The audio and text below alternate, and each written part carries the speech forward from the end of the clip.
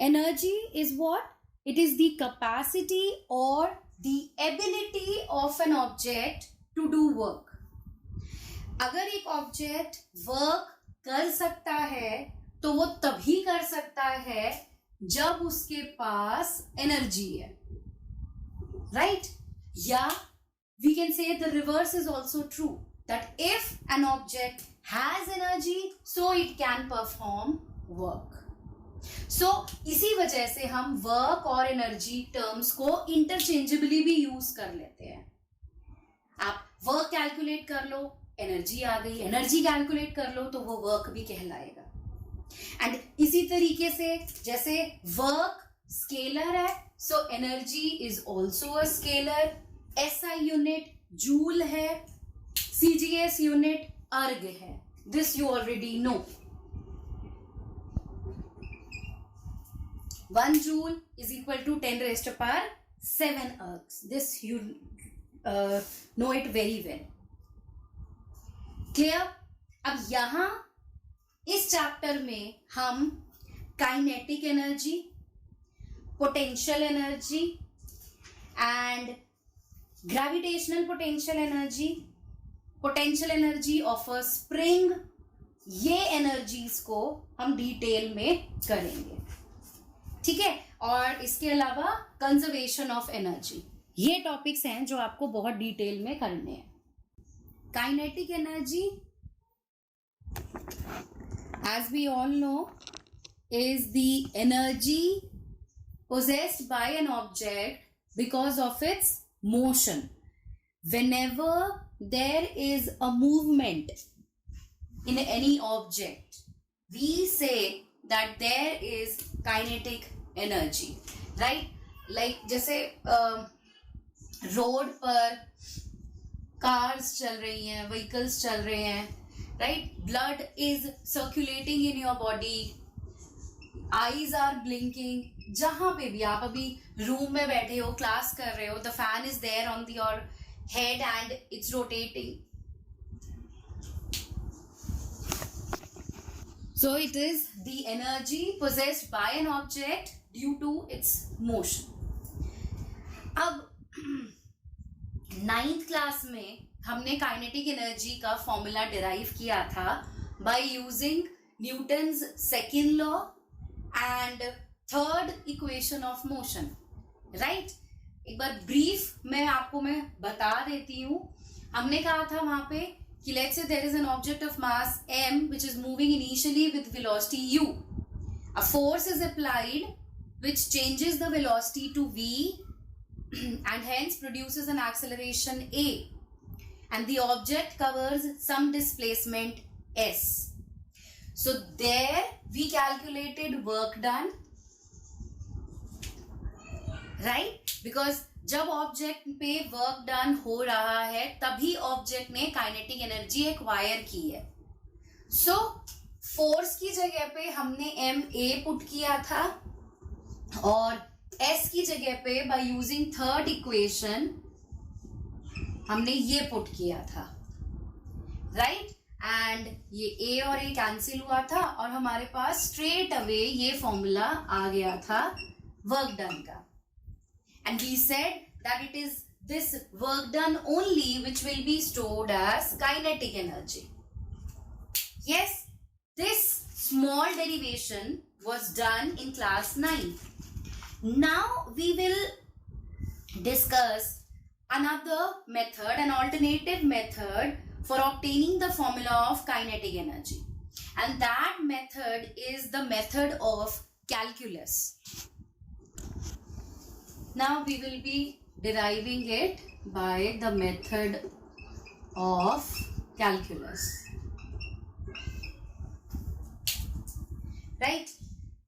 Now let's say there is an object of mass m and that object is initially at rest, and class please एक चीज का ध्यान रखना, ठीक है? अगर आपको समहाउ ये डेरिवेशन एग्जाम में आती है, आप स्ट्रेट अवे डिराइव करना स्टार्ट नहीं करेंगे, पहले आप एक्सप्लेनेशन लिखोगे। बच्चे एग्जाम में एक्सप्लेनेशन लिखना भूल जाते हैं। प्लीज आप एक्सप्लेन करिए कि आप क्या चीज यहाँ पे डिराइव करने वाले हो। So let there is an object of mass m initially at rest. Okay, now a force F is applied on the body. A force F vector is applied on the object and the object covers a small displacement ds, let's say ds vector. ठीक, because अब सब चीज हम vector की terms में ही बात करेंगे। सो अगर ये ऑब्जेक्ट मास m का है जो इनिशियली रेस्ट पर है, that means we are taking u as 0। हमने इस ऑब्जेक्ट पर एक फोर्स लगाया एंड ऑब्जेक्ट ने ds डिस्प्लेसमेंट कवर किया एंड लेट्स से ये इसी डायरेक्शन में हुआ कि यहाँ पे ये ऑब्जेक्ट रखा है, यहां से आपने फोर्स लगाई, ऑब्जेक्ट ने मूव किया and it covers a displacement s, right? So here theta becomes 0 because force और डिस्प्लेसमेंट दोनों सेम डायरेक्शन में है, so theta becomes 0। Therefore, we can have a small amount of work done. Yes, small amount of work done by the force will be what? क्या formula होता है? dW is equal to F dot ds, the dot product of force and displacement, right? So this becomes F ds cos 0 degree, because जिस direction में force है उसी direction में object displacement cover कर रहा है। सो ये हमारे पास आ गया F ds. So this is the work done. Now F, it can be written as ma from Newton's second law, and A can be written as dv by dt. Correct? Acceleration is rate of change of velocity. So if we put this value of F in work done, what we get? dW is equal to m dv by dt into ds. ठीक, we can combine this ds and dt. ds upon dt क्या बन जाएगा?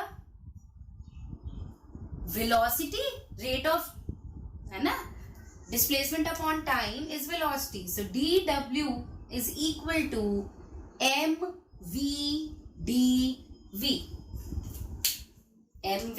dv. ये बन गया work done. अब ये है small amount of work done. So if we need to calculate total work done, what should we do? बोलिए. अगर ये small amount of work, yes exactly right, अगर ये small amount of work done है, so total work done निकालने के लिए we will integrate it. So W is equal to integration of dW, which is integration of mv dv. और limits कहां से कहां तक जाएंगी? शुरू में वर्क 0 है जब वेलोसिटी भी 0 थी. जब वेलोसिटी बढ़कर v हो गई, सो वर्क हो गया W, राइट? है ना, हमने यही कहा है ना, that the object is initially at rest. So limits जाएंगी 0 से v तक. तो बस अब आप इसको इंटीग्रेट कर सकते हो बड़े आराम से. ये बन जाएगा W इज इक्वल टू, ये क्या बन जाएगा? So work is equal to m constant है, so we can take it out and सिर्फ आप v into dv का इंटीग्रेशन करेंगे. So v to the power 1 क्या इंटीग्रेशन इसका होगा? जस्ट yes, एक पावर इंक्रीज करिए और उसी से डिवाइड कर दीजिए. So this is the integration. बस अब आप इसकी वैल्यू पुट करिए, upper limit minus lower limit. So work is equal to half M V square minus 0. So this is work, half M V square. And this is the kinetic energy that is stored in the object. Because जब आपने object पर force लगाई और object ने rest से move करना start करा और v वेलोसिटी एक्वायर की, तभी ऑब्जेक्ट में kinetic energy I. So this work done is the kinetic energy stored in the object, half mv square. Clear? और ये तब है जब इनिशियल वेलोसिटी क्या है? 0. अगर इन केस इनिशियल वेलोसिटी 0 ना हो, then we will calculate change in kinetic energy delta K, that will be half mv square minus half mu square. This is change in kinetic energy.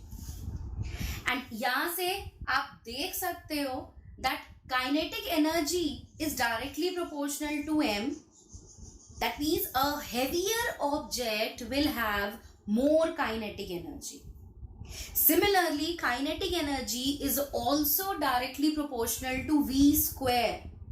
That means an object which is moving faster will have greater kinetic energy.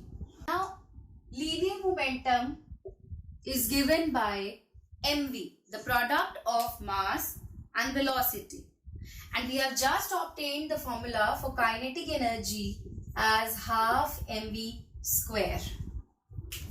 So we need to obtain a relationship between momentum and kinetic energy. So what I'll do is, मैं इस term को, ये term में इस term को m से multiply और divide कर देती हूं. I multiply and divided with m.